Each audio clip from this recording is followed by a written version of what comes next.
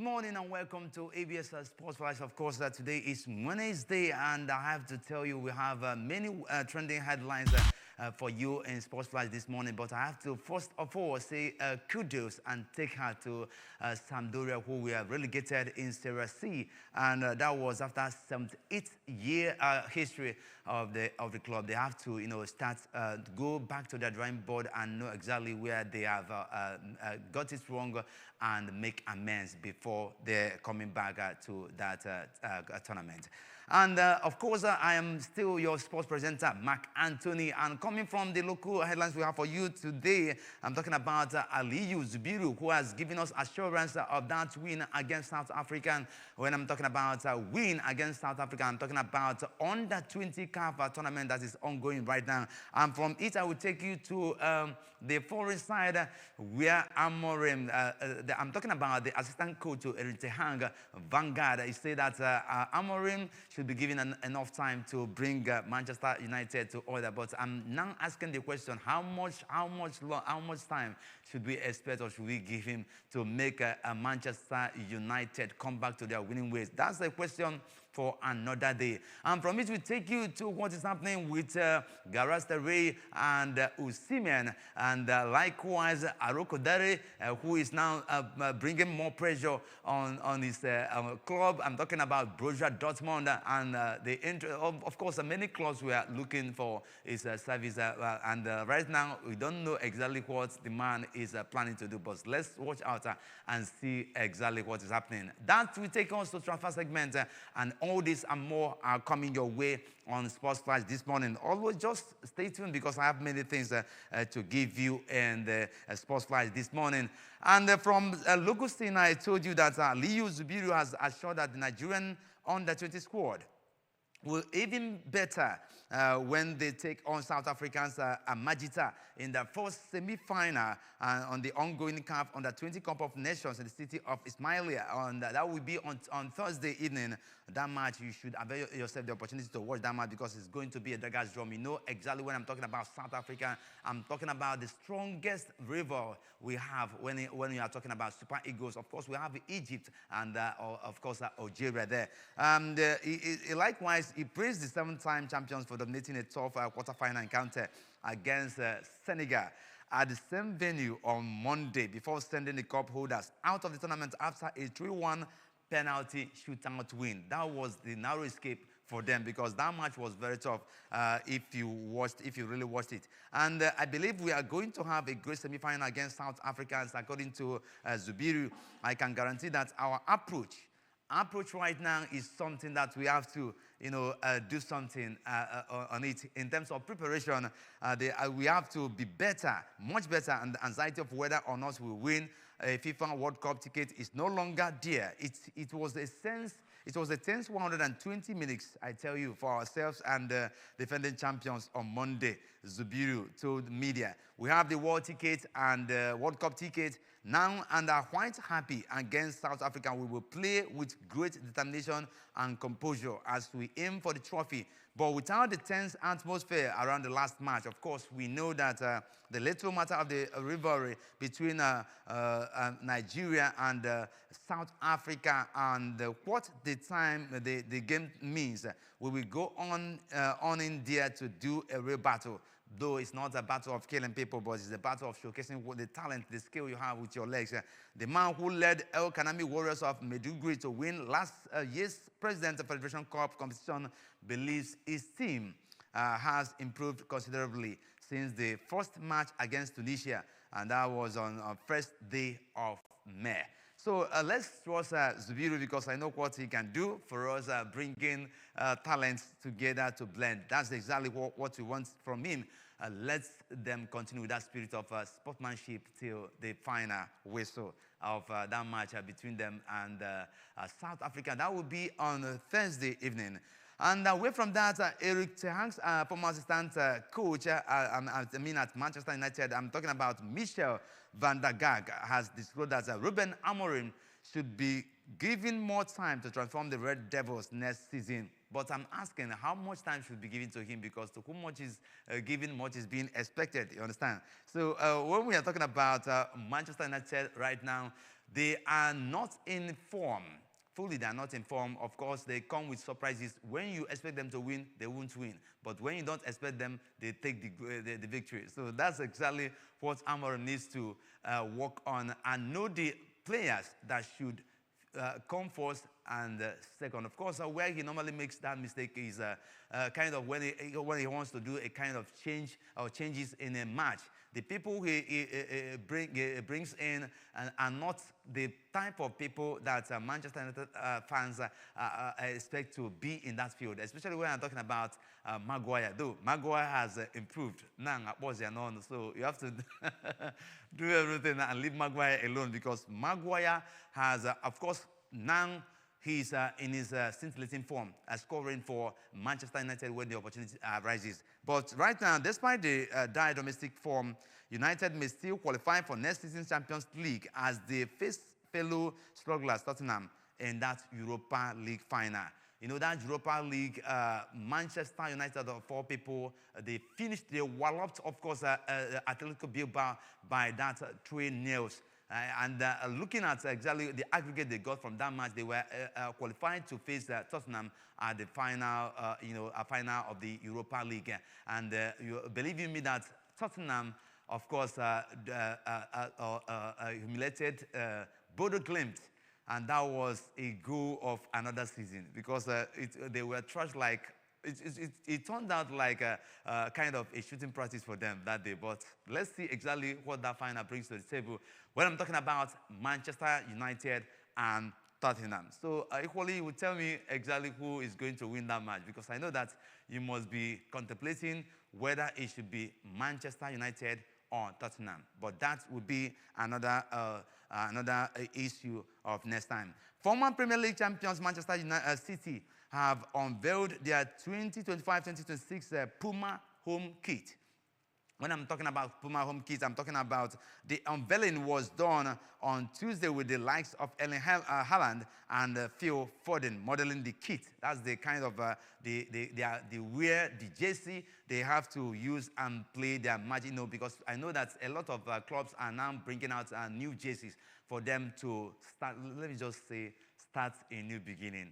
Or something like that. But that's how Manchester City got their own. For the first time in the club's history, the home kit features the famous sash, the diagonal stripe design made iconic on previous City away days. The club said in a statement, the fresh new iteration of the home shirt spares or unmistakably sky blue with a white sash. That has been reimagined for the new generation. First introduced on kits in the 1970s and worn by club greats such as Mike Somerby, we have Colin Bell, we have Francis Lee, and Tony Book. The sash has a long and storied history with City. Historically seen on away kits, this iconic City style makes its home debut for the 2025-2026 season, creating a connection to the past with a futuristic design, bridging gap between the different generations of City fans. And likewise, of course, Manchester City would hope to end the ongoing season on a high when they face Crystal Palace, and that will be in the FA Cup final. It is their only hope of ending the season on a high, and after surrendering their league title to Liverpool, who secured a record equaling 20th feat. They are currently in the race for a top 5 finish in the league as they occupy 4th spot on 65 points with 2 matches left to play. That's exactly Manchester City we are talking about. And away from that, Barcelona sporting director Deco says the clubs won't be too busy during the summer transfer window. And despite Hansi Flick's fine work on the pitch, issues remain off it, with the club not yet out of the woods regarding their financial issues, with £100 million whole reported in their accounts last year. And speaking with sports media, Deco stated that he doesn't expect much business to be done at the Camp Nou, because they were kind of, they did it more than the process that they're supposed to follow in order to buy players. And the rest of them, are spending the money a lot on players. And if you overdo, there are some kind of sanctions that you need to face before you can, regain the freedom to continue with it. And right now, that's exactly what Barcelona's back as a club is currently facing. But let's see whether they can improve. When I'm talking about improving, getting the financial manpower, that's exactly what we are talking about in order to settle some of the issues challenging the club right now. And according to Deco, he says, if you can improve, that's always an option. But the key is to consolidate what we have for the coming years. That's the Barca director. Suddenly, we feel quite dependent on Rafinha and Lamine. Maybe we need similar players, a solution for them. That's the solution for them. So he's kind of giving his own suggestion how Barca as a club can lift that challenges they are facing right now. And away from this, let's move over to Galatasaray and what they have for Victor Osimhen. And right now, Victor Osimhen will look to win his first trophy with Galatasaray when the yellow cards and red cards and the Reds take on Trabzonspor in the Turkish final at the Gaziantep Stadium. And that will be today Wednesday. That's exactly how that match is going to take place. And likewise, manager Okan Buruk will now look up to the Nigerian international to deliver the goods for his side in this important fixture. Believe you me that Osimhen has been in the score sheet, almost scored 3 goals and registered 1 assist in the 3 appearances for Galatasaray in the competition this season. The Nigerian international has racked, of course, 33 goals and 8 assists in that 8 outings across all competitions for the club. And Galatasaray last won the Turkish Cup in 2018-2019. The Lions, who are on the verge of winning a 3rd consecutive Turkish Super League title, are targeting a domestic double. And we have a chance to win the 2 cups this week. We dream of achieving both of these. As I said, we will play against a very good team. And as Fatih Hoka said, we will play against a team that wants it very much and will fight very hard. Brooke told the club's official website ahead of the game. I hope it will be a good match for both sides, a good final where nothing but football is discussed. A good game, a good fight, and I hope everyone will watch. That's football for you, not about making mouths. It's all about using your leg to do exactly what you are good in doing. And as this is exactly what Brooke is saying, according to that match between Galatasaray and Trabzonspor. Right now, away from that, Bundesliga giants Borussia Dortmund are the latest club to show interest in the key KRC Genk forward. I'm talking about Tolu Rokodare. Rokodare could leave Genk this summer following an impressive campaign for the Belgian Pro League outfit. The 24-year-old has scored 22 goals and registered 7 assists for the Smurfs this season. And likewise, the former European champions are planning to improve their strike force after an underwhelming campaign. And they are thinking that Arukodare is the only fine element to fill up that vacuum that they are experiencing. But let's see exactly whether the man is good on his feet when it comes to moving to that club side. And Genk are reportedly open to selling the striker if the right amount is put on the table. And the transfer market estimates Arokodare's market value is 13 million pounds. That's exactly his current world value. And the striker's contract runs until mid-2027, and the Belgian club will be aiming for a few millions more than this valuation. So let's move over to Nottingham Forest. Of course, at the Premier League club, Nottingham Forest have provided an injury update on Taiwo Awoniyi. Awoniyi went under the knife on Monday after sustaining an abdominal injury in the Tricky Trees home draw against Leicester City last weekend. And Nottingham Forest can confirm that Taiwo Awoniyi is recovering well so far, following urgent surgery on a serious abdominal injury sustained during Sunday's match. The Reds said in a statement issued on social media. And the seriousness of his injury is a powerful reminder of the physical risks in the game and why a player's health and well-being must always come first. At Nottingham Forest, this principle is not just a policy for us, it is the deeply held belief and conviction of our owner to evangelise Marinakis. This is not just a football club, it is a family. The striker is expected to miss Forest's last 2 games of the season against West Ham United and likewise Chelsea. And now let me see whether Chelsea is going to make use of that, because you know that anything that happens to any striker, if you're not in the team and if they know that you provide the actual thing being expected of you, it can be a kind of a setback to any club, and by gaining a defeat from any club that comes to their side. That's exactly what I'm saying. So Chelsea has a match they have to play with Nottingham Forest. Let's see whether our absence of Awoniyi is going to prove something for them. But let's see exactly how that match is going to take place. And likewise, Everton have announced that Goodison Park will become the permanent home of its women's team. The Toffees disclosed this in a statement on its website. The Merseyside Blue men's side will move to their new stadium, hence the decision for the women's team to move into Goodison Park. Everton Football Club is proud to announce that Goodison Park will become the permanent home of Everton women, transforming English football's first purpose-built ground into the most iconic venue in the Barclays Women's Super League. And we will take a short break here, and when we come back, we go over to transfer segment. Of course, we have many things happening in transfer segment, and likewise giving you the Premier League features that you have to expect this weekend.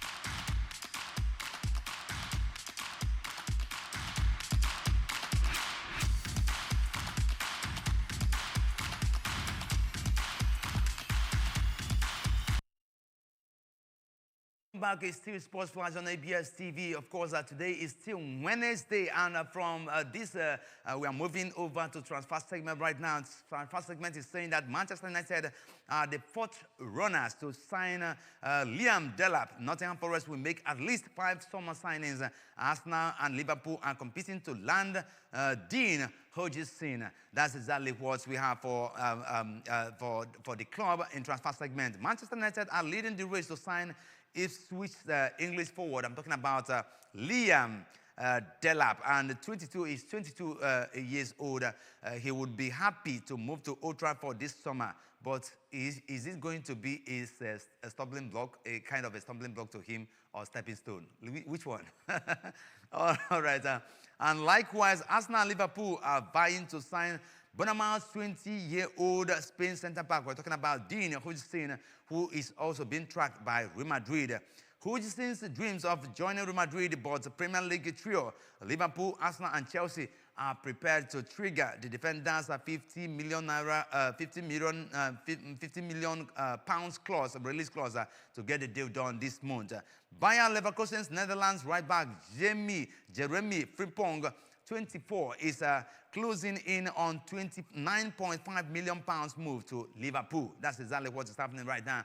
Real Madrid are close to announcing the signing of 26-year-old English right back. I'm talking about Trent Alexander-Arnold from Liverpool, who are demanding a compensation fee of £840,000 in order for him to play in the Club World Cup. Manchester United have held talks with Ghana forward Anthony Semenyo, 25, over a possible move from Bournemouth. But let's see whether that will turn out good.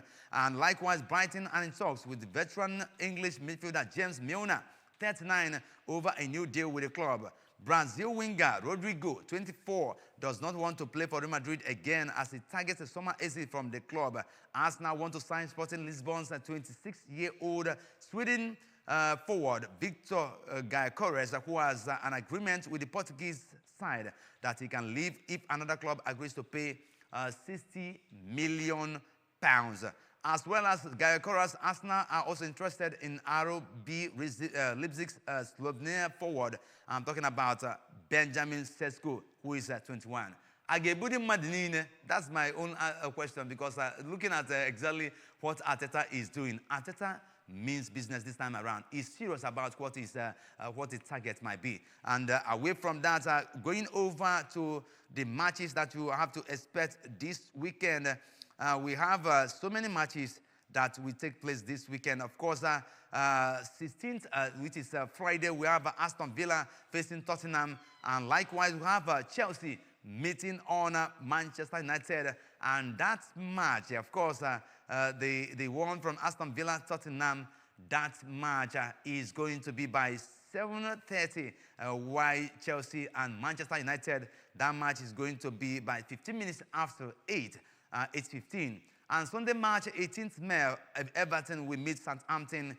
West Ham will be slugging it out with Nottingham Forest, Brentford against Fulham, Leicester City against Ipswich, and Arsenal against Newcastle. And from Monday, Brighton will face Liverpool. That's another Tigers drum. And of course, on Tuesday, 20th May, the match between Crystal Palace and Wolves. Who is going to come out from this, I call it from this trap, because that's the trap. As far as they are trying to see who is going to qualify for Champions League and other leagues.